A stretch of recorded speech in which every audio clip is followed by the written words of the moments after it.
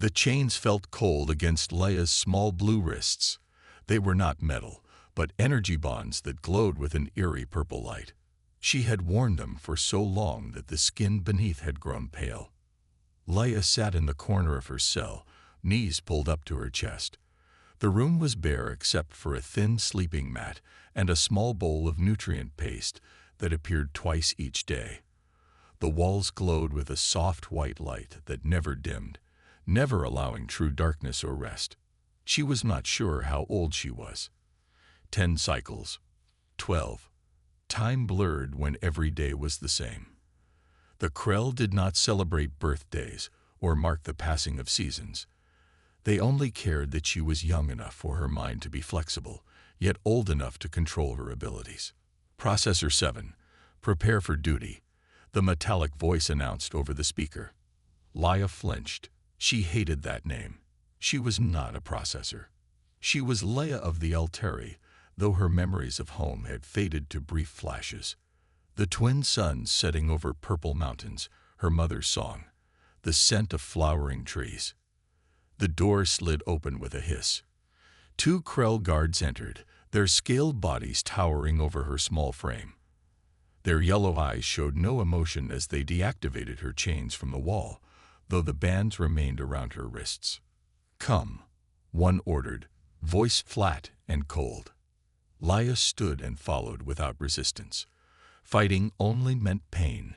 She had learned that lesson years ago. They led her down the long corridor where the walls were lined with similar cells. Inside each was another child of her kind. Some were crying. Others stared blankly ahead. The newer ones still fought and screamed. Leia felt their emotions washing over her despite the neural dampeners built into her chains. Fear, anger, hopelessness. She had once felt these things too, but now there was mostly numbness. The processing chamber waited at the end of the hall. Inside, Commander Drex sat in his chair, neural interface cables ready. The Krell officer's face was as expressionless as all his kind, but Leia could sense the storm beneath. Emotions the Krell considered wasteful: anxiety, frustration, doubt. "Begin processing," he ordered. Leia sat in the smaller chair across from him. The guards attached her chains to the arms of the seat and connected neural cables to the implant at the base of her skull. Pain shot through her head as the connection activated. "Efficiency is down 3.2%, Drex said. "Improve your performance or face reconditioning." Leia nodded silently. She knew what reconditioning meant. She had seen children taken for it and return like empty shells. As the neural link stabilized, Commander Drex's emotions flooded into her mind. The Krell prided themselves on logic and efficiency, but they still felt emotions. They simply considered them a weakness. That's why they used Elteri children. Their natural empathic abilities could absorb, process, and filter unwanted emotions from Krell minds. Leia began her work, drawing in the commander's frustration and anger, his hidden fears about failing his superiors. She absorbed these feelings into herself, metabolized them through her own emotional centers, and returned only calm certainty and logical clarity back through the link. It was like drinking poison and sweating out clean water. Hours passed. By the end, Leia's body trembled with exhaustion. Her head pounded. But Commander Drex stood refreshed, his mind clear of emotional inefficiencies. "Processing complete," he stated, and left without another word. The guards returned Leia to her cell. As the energy chains reattached to the wall, she curled up on her mat. Her body ached from containing another's emotions. A single tear slid down her cheek. Through the small viewport in her cell, she could see stars. Somewhere out there was home. Somewhere out there was freedom. But those were just dreams, and dreams didn't break chains. Little did she know, among those distant stars, someone was coming who would change everything. Mark stepped off his trading ship and onto the cold metal floor of the Krell docking bay. The air smelled of engine oil and the strange metallic scent that all Krell facilities shared. His boots echoed as he walked, the sound bouncing off the high ceiling. "Captain Reed of Earth Trading Vessel Horizon," He announced to the Krell official waiting for him. "I have the technology parts you ordered." The Krell, tall with gray scales and yellow eyes, scanned a tablet. "Your arrival is logged. Human read. You are permitted access to trading levels 1 through 3 only. A guard will escort you." Mark nodded, keeping his face neutral. Humans had only been part of the galactic community for 50 years, since they had discovered faster-than-light travel. Most older species still viewed them as newcomers, barely above primitives. The Krell especially looked down on humans, seeing them as too emotional and unpredictable. But being underestimated had its advantages.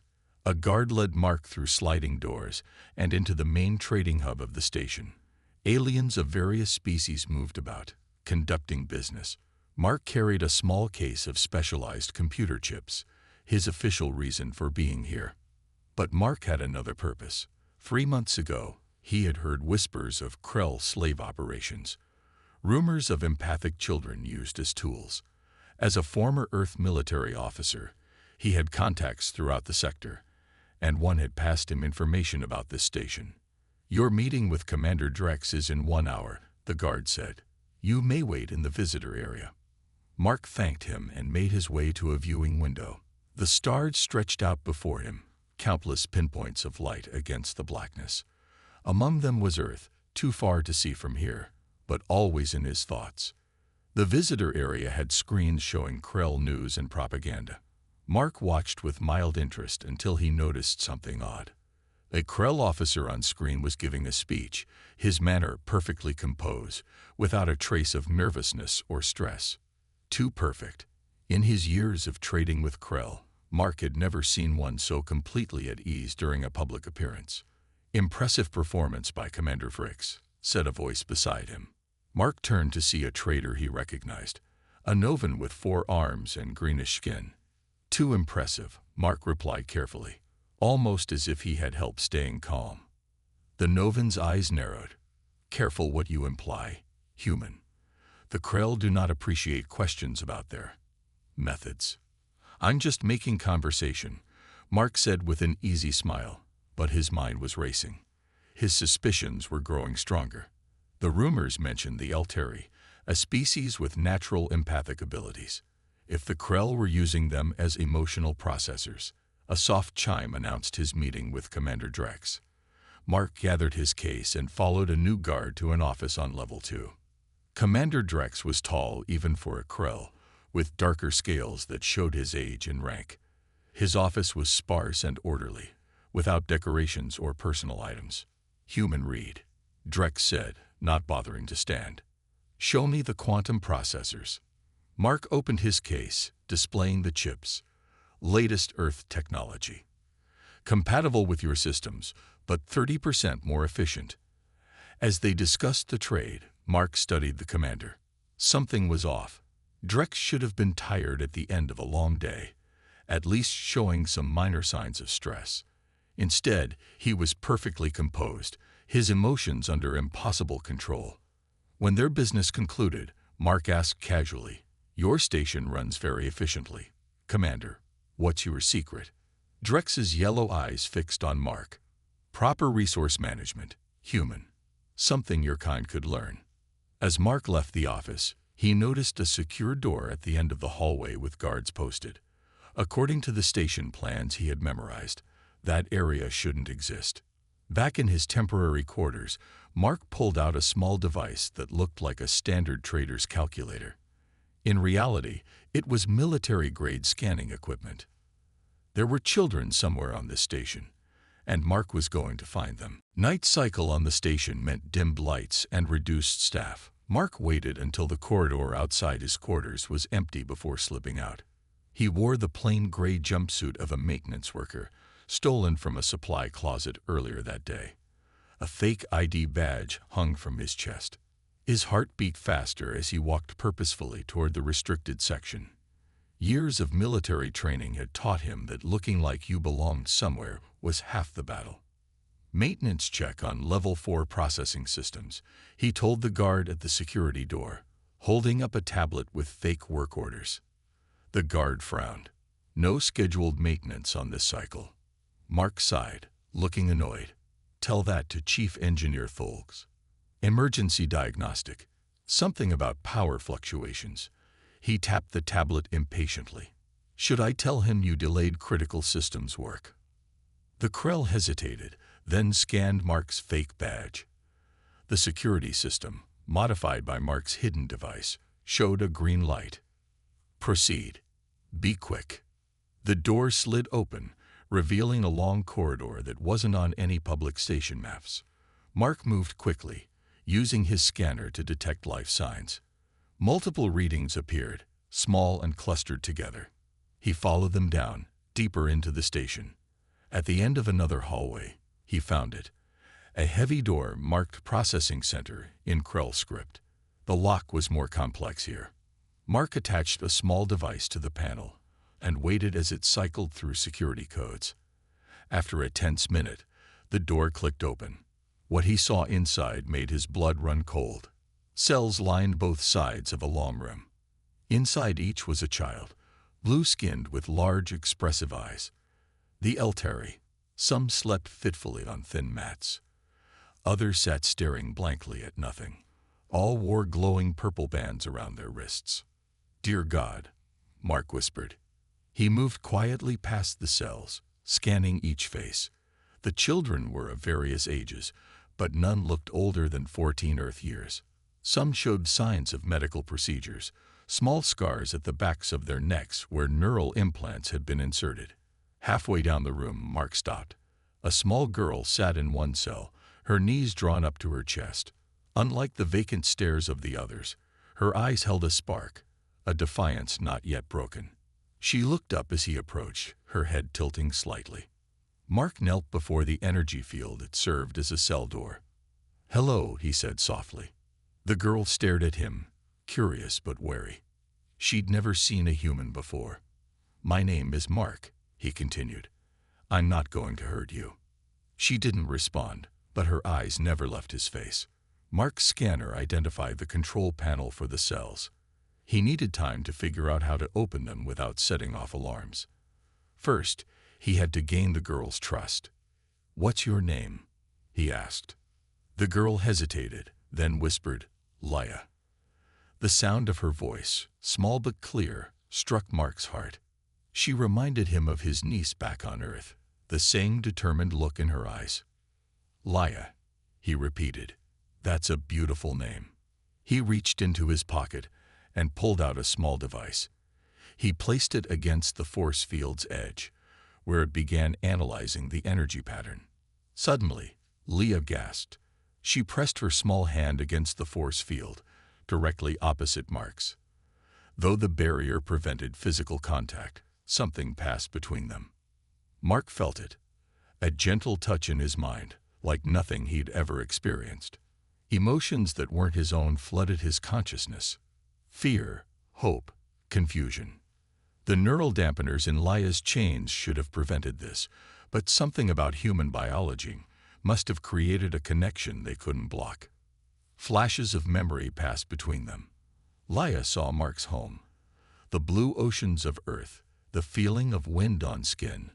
Mark saw glimpses of Leia's past, her capture, her pain, her longing for freedom. When the connection faded, tears streamed down Leia's blue cheeks.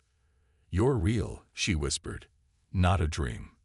Mark nodded, his own vision blurred by unexpected tears. "I'm real, and I'm going to get you out of here." A sound from the corridor made him turn. Footsteps approached. "I have to go," he said urgently. "But I'll come back for you, Leia. I promise." As he slipped away through a maintenance shaft, Mark knew one thing with absolute certainty. Whatever it took, he would free these children. Mark paced the small confines of his ship, the horizon. His mind was racing with what he had seen. 23 children, all prisoners, all being used like machines. The image of Leia's hopeful eyes haunted him. He sat at the communications console and entered a series of codes. After several security checks, a face appeared on the screen. Captain Jenna, his former commanding officer from Earth's space defense. "Read," she said, her expression serious. "Secure channel established. Report." "It's worse than we thought," Mark said. "They're using Elteri children as emotional processors. I counted 23, but there could be more on other levels." Jenna's face hardened. "Any security weaknesses?" "The main processing center has 2 guards and a security door. The children are kept in energy cells with neural dampeners built into their restraints." Mark paused. "I made contact with one of them, a girl named Leia. There was some kind of connection." "The Elteri are strong empaths," Jenna said. "Even with dampeners, some of their abilities might still work. Especially with humans, since our brainwaves are different from Krell." Mark nodded. "I need a way to disable those restraints and get the children out. And I'll need somewhere to take them afterward." "I can help with both," Jenna replied. "I'm sending you data on Krell energy restraints. Our engineers have been working on countermeasures." She typed something off-screen. "As for Sanctuary, the new colony on Proxima B has agreed to take in Elteri refugees.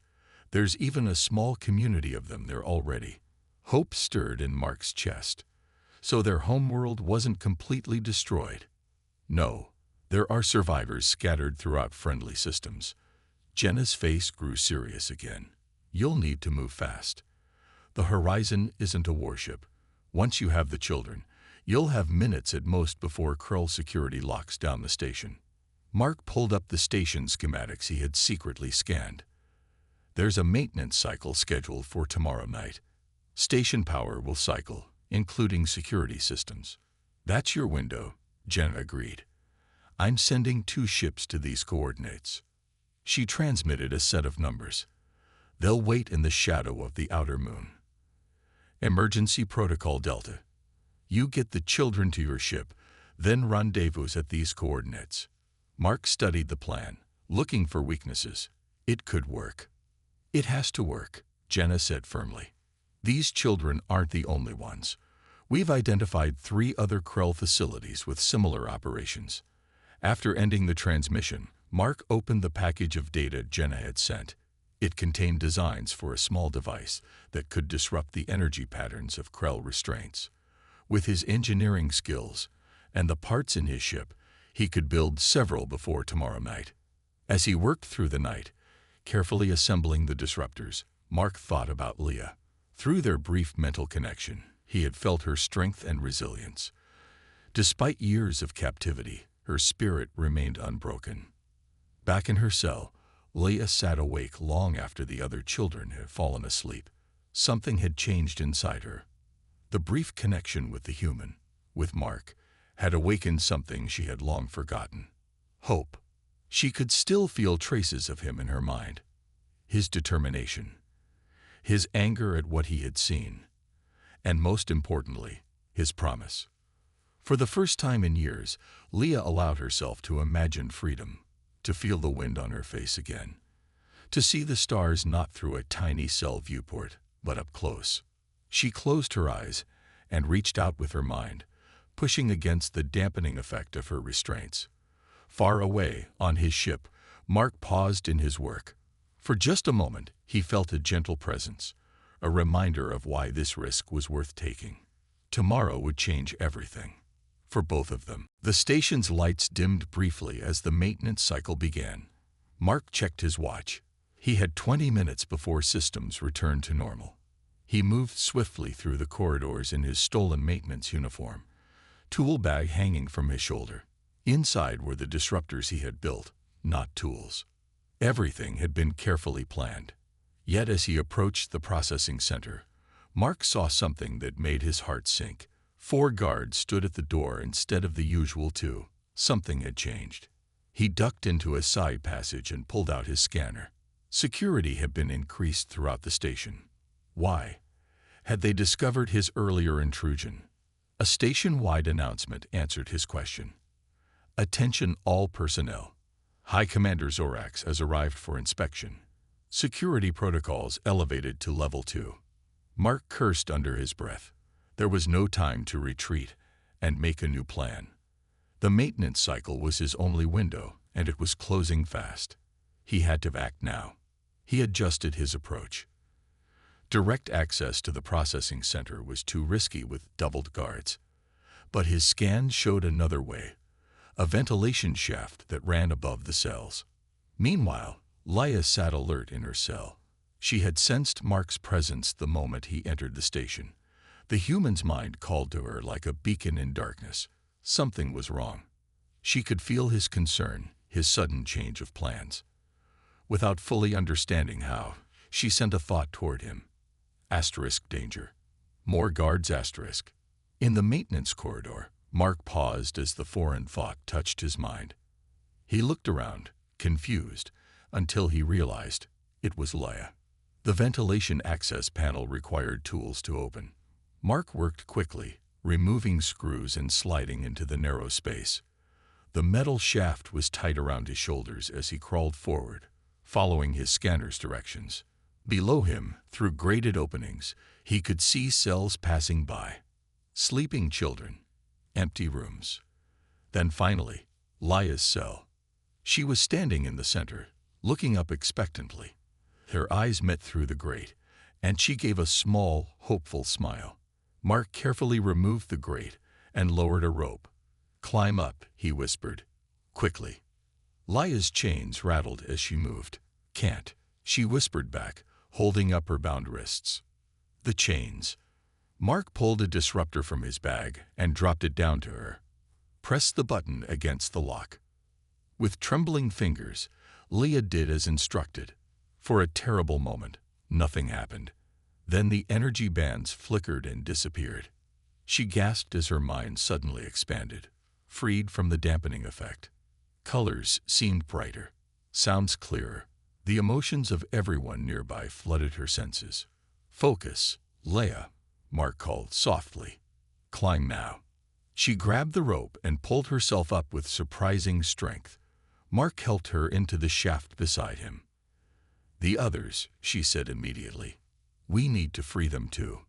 Mark checked his timer. 15 minutes left. I had planned to go cell by cell, but with extra guards. He hesitated. Leia touched his arm. "I can help. Without the dampeners, I can use my abilities." Before Mark could respond, an alarm blared. A voice shouted from below. "The Elteri in Cell 7 is missing.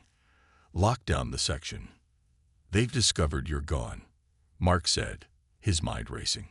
"We need to move." They crawled quickly through the shaft until they reached a junction. From here, one path led toward the docking bay where the horizon waited. The other led back toward the remaining children. "We can't leave them," Leia said, her eyes pleading. Mark looked at his timer. 13 minutes. The original plan was impossible now. "I promised to free you," he said, "and I will. But we'll need help for the others." The sound of boots echoed through the corridors below as guards searched. Time was running out. "Trust me," Mark said, meeting Leia's eyes. "We'll come back for them. With more people. Better plans." Tears filled Leia's eyes, but she nodded. Together, they turned toward the docking bay and freedom. The ventilation shaft ended at a maintenance room 2 levels above the docking bay. Mark pushed open the grate and helped Leia down. Her small blue hands gripped his tightly as they moved toward the door. "The ship is close," Mark whispered. "Once we're there, we can." The door slid open before they reached it. Commander Drex stood there with 4 armed guards, their weapons raised. "Human Reed," Drex said coldly. "Or should I say, former Captain Reed of Earth Special Forces. Did you think our security systems wouldn't recognize military-grade scanning equipment?" Mark pushed Leia behind him protectively. His mind raced, looking for a way out. "You've stolen Krell property," Drex continued, looking at Leia. "That is a serious offense." "She's not property," Mark said, his voice hard. "She's a child." Drex's yellow eyes narrowed. "Your human emotions cloud your judgment. The Elteri serve a vital function in our society." "As slaves," Mark spat. "As necessary tools," Drex corrected. "The Krell Empire's strength comes from our logical efficiency. We cannot waste resources on emotional processing." As they spoke, Leah closed her eyes, focusing her newly freed empathic abilities. Without the neural dampeners, she could sense everything. The cold determination of Commander Drex, the nervous tension of the guards, and something else, a hidden presence watching them. High Commander Zorax stood in the shadows of a connecting corridor, observing. His mind was different from the others, colder, more calculating, and curiously interested in this confrontation. Mark noticed a small maintenance panel behind Drex.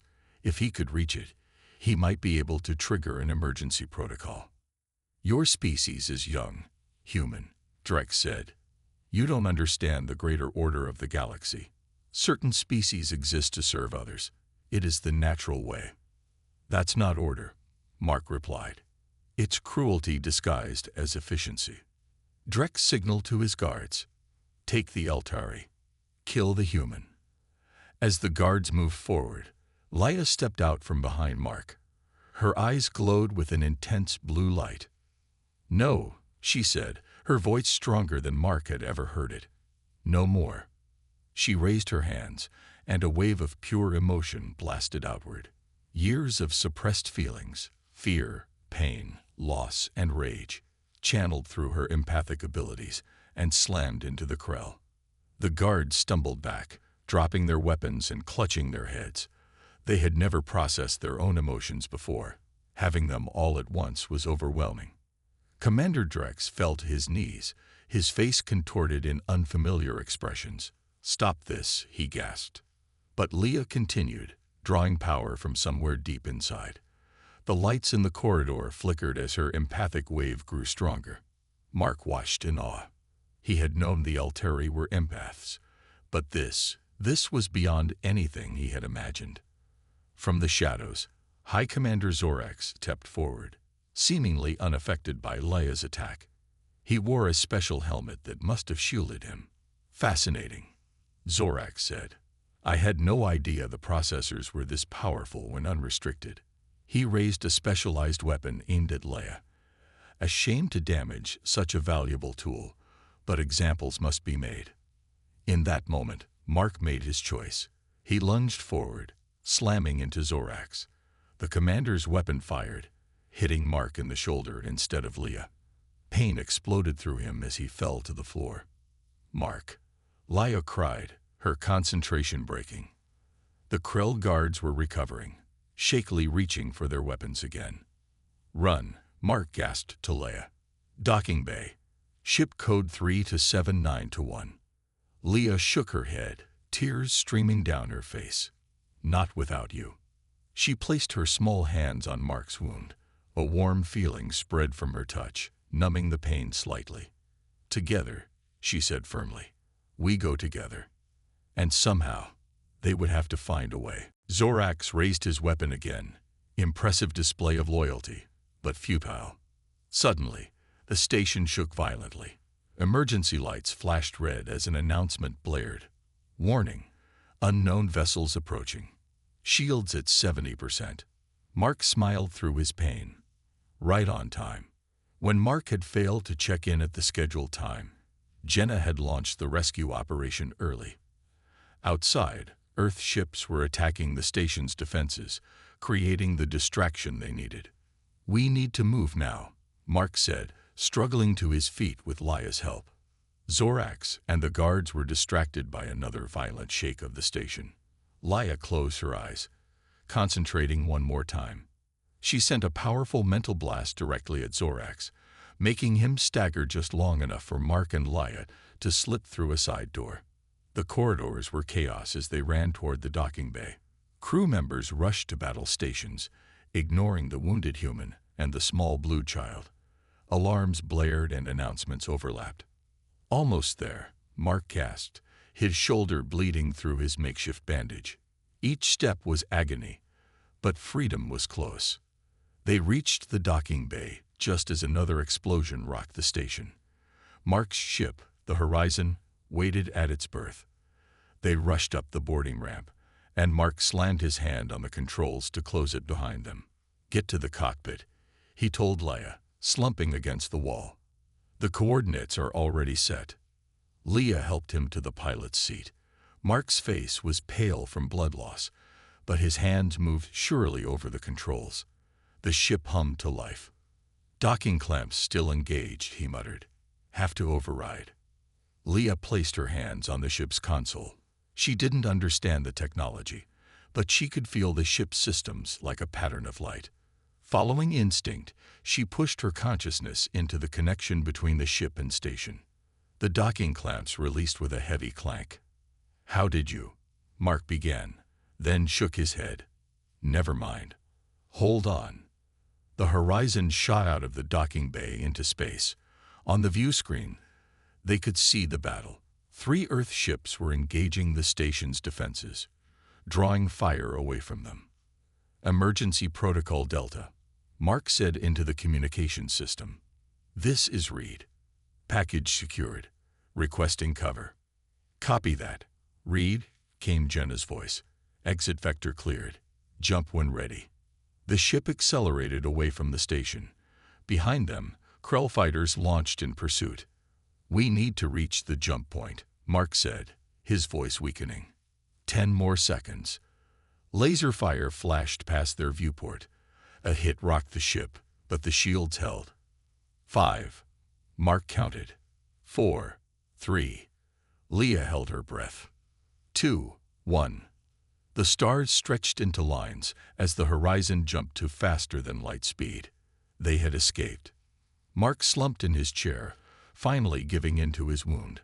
Leah quickly found the medical kit and followed the simple instructions to treat him. Her touch seemed to speed his healing, her empathic abilities soothing his pain. 3 days later, they reached the new colony on Proxima b.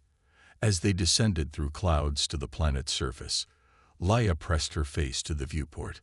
Below, green forests and blue lakes stretched to the horizon.